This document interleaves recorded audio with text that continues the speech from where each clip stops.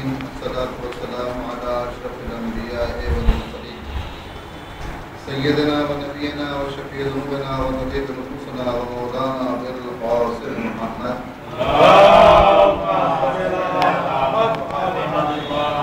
وآله الطيبين الطاهرين المعصومين المظلومين المنتخبين على لعنة الله على أعدائهم أجمعين من يومنا هذا إلى يوم الدين أما بعد فقد قال الله تبارك وتعالى في كتابه المجيد والفرقانه الحميد وقوله الحق بسم الله الرحمن الرحيم يا أيها الذين آمنوا كتب عليكم الصيام كما كتب على الذين من قبلكم لعلكم تتقون سورہ بقرہ کی 183 نمبر کی آیت کریمہ کہ جس کے اندر اشارہ پر بردگار ہو رہا ہے کہ اے اہل ایمان تمہارے اوپر روزہ ویسے ہی فرض قرار دیا گیا ہے کہ جیسے پہلے امتوں پر واجب قرار دیا گیا تھا، اور یہ واجب اس لیے قرار دیا گیا ہے کہ لعلکم تتقون، شاید تم متقی اور پرہیزگار بن جاؤ۔ یعنی ایک اللہ نے حکم دیا ہے اور دوسرا مطالبہ ہے کہ جو اللہ چاہتا ہے کہ انسان اس روزے کے ذریعے سے حاصل کرے، اور وہ ہے تقویٰ۔ اگر ماہ رمضان کے گزارنے کے بعد روزے عید انسان نے اپنے اندر تقوی کی بو پائی، تقوی کی خوشبو پائی، اور وہ متقی و پرہیزگار اگر ہو گیا تو سمجھے کہ اللہ کے حکم کا صحیح استعمال اس نے کیا ہے۔ اور یہاں پر اللہ نے کہا لعلکم تتقون، شاید تم متقی بن جاؤ، یعنی صرف ماہ رمضان گزار دینے سے انسان متقی نہیں بنتا ہے، بلکہ صحیح ماہ رمضان گزارنے سے متقی بنتا ہے۔ اور ہم نے کل بھی اور اس سے پہلے کی تقاریر میں یہ کہا تھا کہ روزے کی عبادت میں اور بقیہ روزوں کے اندر بہت زیادہ فرق ہے۔ اس میں سے فرق یہ ہے کہ انسان اس کے اندر مستقل مزاج ہو جاتا ہے، انسان کے اندر استقامت پائی جاتی ہے، انسان کے اندر پائیداری پائی جاتی ہے، انسان کا ول پاور مضبوط ہوتا ہے۔ بغیر روز جو ہے نماز کے اندر یا حج کے اندر یہ کیفیت نہیں پائی جاتی ہے۔ اسی لیے ماہ مبارک رمضان کے اندر آپ دیکھیں کہ لوگ وقت کے پابند ہو جاتے ہیں، جگہ پر پہنچنے کے عادی ہو جاتے ہیں، اور ہر چیز کو اپنے نظام کے تحت وہ معین کر لیتے ہیں۔ وقت قرآن کی تلاوت کا بھی مل جاتا ہے، وقت جو ہے دعا کا بھی مل جاتا ہے، وقت نماز کا بھی مل جاتا ہے۔ یہ اللہ کی توفیق بھی ہے اور ہمارے وقت کا تعین بھی ہے۔ یعنی اس ماہ مبارک رمضان میں اگر ہم اس بات کو طے کر لیں کہ سال بھر بھی یہ ہماری روٹین رہے گی تو ہم اپنے نظام کو خود درست کر سکتے ہیں۔ انسان کو سسٹمیٹک ہونا چاہیے، انسان کو اصولی ہونا چاہیے، انسان کو باقاعدگی زندگی گزارنا چاہیے۔ ماہ رمضان میں سکھایا جاتا ہے۔ ایک مہینے کی ٹریننگ آپ دیکھیں، ورنہ 2 بجے رات کے اندر اٹھ کر کے کھانا پینا آپ دنوں کے اندر انسان تصور نہیں کر سکتا ہے، لیکن انسان نہیں، اگر اس نے تعہد کر لیا ہے، عہد کر لیا ہے تو وہ اٹھے گا۔ اس سے وقت جو ہے کیونکہ اس وقت اس کے ہاتھ میں ہے، وہ وقت کے ہاتھ میں نہیں ہے۔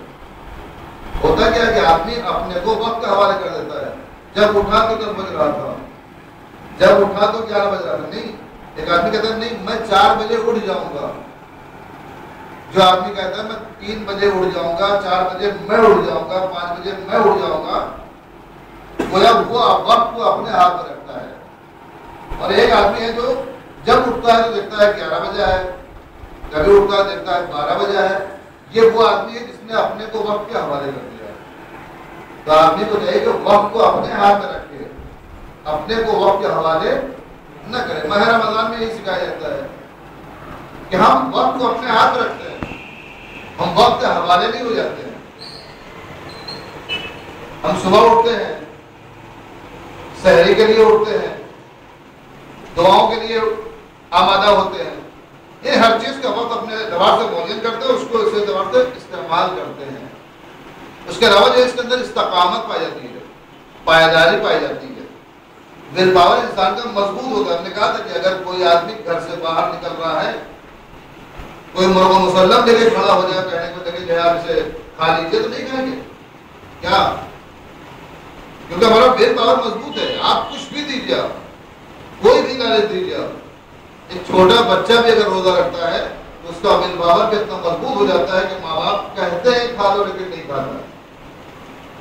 اب گھروں کے اندر دیکھیے، 7-8 سال کا بچہ بھی روزہ اس کے اوپر واجب نہیں ہے، لیکن روزہ اپنی کیفیت دکھا رہا ہے، اس کا ول پاور مضبوط کر رہا ہے، اسے معلوم ہے کہ روزے میں نہیں کھانا چاہیے۔ ماں باپ کہتے ہیں دیکھو تمہارے پر روزہ ابھی واجب نہیں ہے، تم روزہ توڑ دو، کھا لو کچھ، نہیں رکھ پاؤ روزہ، لیکن وہ بچہ آمادہ تیار نہیں ہوتا ہے، چہرہ مرجھا جاتا ہے، اس محلات کی کیفیت پیدا ہو جاتی ہے، لیکن ول پاور اتنا مضبوط ہوتا ہے، لیکن ذوق بدن سے ول پاور کمزور نہیں ہوتا کبھی بھی، بلکہ ایمان سے ول پاور پیدا ہوتا ہے، اور ایمان کا تعلق جسم سے نہیں ہے، انسان کے روح سے ہے۔ کربلا کے میدان میں آپ دیکھا جناب حبیب مظاہر کا ول پاور مضبوط تھا، عمر بہت تھی، عمر اتنی تھی کہ اپنی بھووں کو کا حصہ جو ہے وہ رومال کے ذریعے سے باندھ کر کے جو ہے میدان میں گئے تھے۔ عمر کے اعتبار سے اگر آپ دیکھیں تو بہت زیادہ کمزور تھے وہ، لیکن ول پاور چونکہ مضبوط تھا ان کا، لہذا لبیک کہتے ہوئے کربلا، لہذا انسان کا ول پاور مضبوط ہونا چاہیے، اور یہ ول پاور مضبوط ہوتا ہے کس سے؟ روزے سے مضبوط ہوتا ہے۔ اس کے علاوہ ایک چیز اور بھی ہے، نے بیان کیا جس سے پہلے کہ ماہ مبارک رمضان کا روزہ یا روزہ خود عبادت ایک ایسی بات ہے کہ جس کے کرتے ہوئے آپ دوسری بات بھی انجام دے سکتے ہیں۔ آپ اگر نماز پڑھ رہے ہیں تو قرآن نہیں پڑھ سکتے، آپ اگر نماز پڑھ رہے ہیں تو کسی کو سلام نہیں کر سکتے، آپ اگر نماز پڑھ رہے ہیں تو کسی غریب کو کھانا نہیں کھلا سکتے، یعنی یہ وہ عبادت ہے کہ جس کے اندر دوسری بات شامل نہیں ہو سکتی، لیکن اللہ نے روزہ اس عبادت اور ایسی عبادت ہمیں عطا کی ہے کہ اس کے رکھتے ہوئے بھی، اس عبادت کے کرتے ہوئے بھی ہم بہت سے نیک کام انجام دے سکتے ہیں۔ ماہ رمضان میں روزہ بھی رکھتے ہیں، غریب کو کھانا بھی کھلاتے ہیں، ماہ رمضان میں روزہ بھی رکھتے ہیں، غربا مساکین کا خیال بھی رکھتے ہیں، لوگوں کو سلام بھی کرتے ہیں، نماز بھی پڑھتے ہیں، دوسری عبادت بھی انجام دیتے ہیں، قرآن کی تلاوت بھی کرتے ہیں۔ تو رمضان کے اندر وسعت پائی جاتی ہے، بقیہ عبادت کے اندر اتنی وسعت نہیں پائی جاتی ہے، لہذا اس سے ہمیں فائدہ اٹھانا چاہیے، اس سے جو ہے ہمارے اندر ول پاور ہمارا مضبوط ہونا چاہیے۔ اور سب سے اہم جو مسئلہ ہے وہ ہے دعا کا، دعاؤں کا مہینہ ہے۔ اللہ نے قرآن نازل کیا، قرآن کی تلاوت کرنا چاہیے، بہار قرآن کا زمانہ ہے ماہ رمضان، اور اس کے علاوہ دعاؤں کا ذخیرہ ائمہ معصومین نے ہمیں دیا ہے۔ آخر کتنی بڑی نعمت ہے کہ اگر انسان اللہ سے گفتگو کرنا چاہتا ہے تو شاعر شان اگر کلمہ کوئی چاہتا ہے تو اسے چاہیے کہ وہ صحیفہ سجادیہ کا مطالعہ کرے۔ امام نے بتایا کہ دیکھو ڈیمانڈ تمہاری ہے، مراد تمہاری ہے، تمنا تمہاری ہے، آرزو تمہاری ہے، خواہش تمہاری ہے، لیکن میں اپنے الفاظ میں ڈھال کے تمہیں دے رہا ہوں، صرف تم اسے پڑھ ڈالو، اللہ تمہاری مراد پوری کر دے گا، اللہ تمہاری ڈیمانڈ کو پوری کر دے گا۔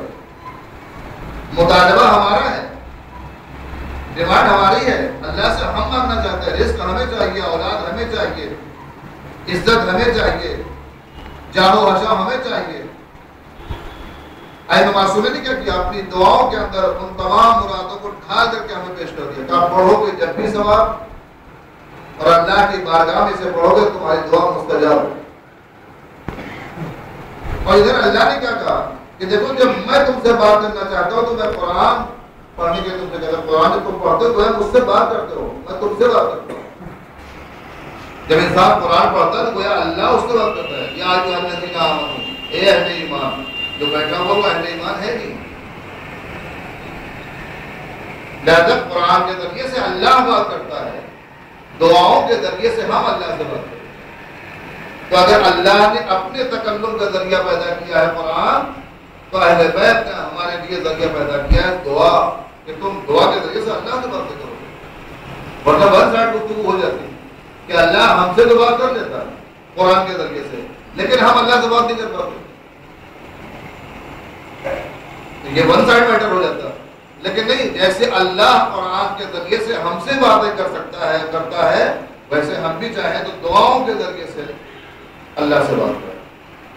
اس میں کیا کہتے ہیں؟ الہی، اے میرے معبود، اے میرے رب، اے میرے اللہ، تو یہ دعا وہ ہے کہ جس کے ذریعے سے اللہ سے انسان رابطہ پیدا کرتا ہے. دعا کا مطلب یہ ہوتا ہے، یہ نہیں ہوتا دعا کا مطلب ہوتا ہے کہ جب آپ کہیں گے تب اللہ سنے گا، پھر وہ سوچے گا، پھر وہ آپ کو دے گا. نہیں، دعا تو جیسے ہی وہ ایک طرح سے آپ رنگ کر رہے ہیں اللہ کو، آپ یعنی اللہ آپ کی طرف متوجہ ہو گیا. اب متوجہ ہو گیا، اب جیسے جیسے مانگتے رہو گے تمہیں وہ اللہ عطا کرتا ہے. اس کا مطلب یہ نہیں ہوتا کہ آدمی دعا کرے گا تبھی اللہ کو معلوم ہوتا ہے. بہت سے لوگ کہتے ہیں ہم دعا کیوں کریں، اللہ کی مشیت کے اندر دخل اندازی کیوں کریں، اللہ کے راز کے اندر دخل اندازی کیوں کریں. اللہ سب جانتا ہے، اللہ سب جانتا ہے، لیکن وہی محبوب اللہ چاہتا ہے کہ تم دعا کرو. کچھ کام انسان کو اپنے محبوب کی رضا کے لیے کیا جاتا ہے. انسان جو ہے اپنے محبوب کو، اپنے معشوق کو راضی کرنے کی کرتا ہے. اللہ چاہتا ہے کہ تم اس سے دعا کرو، لہٰذا ہم دعا کرتے ہیں. ایسا نہیں کہ وہ ہماری ڈیمانڈ کو جانتا نہیں ہے، لیکن چونکہ اللہ کی خواہش ہے، اللہ کی تمنا ہے، اللہ کی آرزو ہے، اللہ کی ڈیمانڈ ہے کہ تم اس سے دعا کرو، میں تمہاری دعا کو مستجاب کروں گا. اللہ چاہتا ہے کہ بندہ مجھ سے رابطے میں رہے، اس لیے ہم دعا کرتے ہیں. لیکن لوگ کہتے ہیں دعا کرنا جو ہے بزدلی کی علامت ہے، ہر چیز دعا سے حاصل کر دیتے ہیں. اگر دعا سے جو ہے حاصل کرنا، پھر جناب ابراہیم نے دعا کیوں نہیں کیا کہ آگ بجھ جاتی؟ یہ مسئلہ وہاں پر الگ ہے، یہاں مسئلہ الگ ہے. دعا کرنا اس لیے ضروری ہے کہ اللہ چاہتا ہے، لیکن بزدلی کہاں پر ہے؟ بزدلی ہے مقام امتحان میں دعا کرنا. امتحان ہوتا ہے آدمی کو اسٹرگل کرنے کے لیے، آدمی کوشش کرے، خود آگے بڑھے، خود اس کے اندر کامیابی حاصل کرے. جناب ابراہیم مقام امتحان میں تھے، اس لیے ہم دعا نہیں کیا. لہذا یہ اصول بن گیا کہ مقام امتحان میں دعا کرنا بزدلی کی علامت ہے، لیکن مصلی پر دعا کرنا یہ بندگی کی علامت ہے.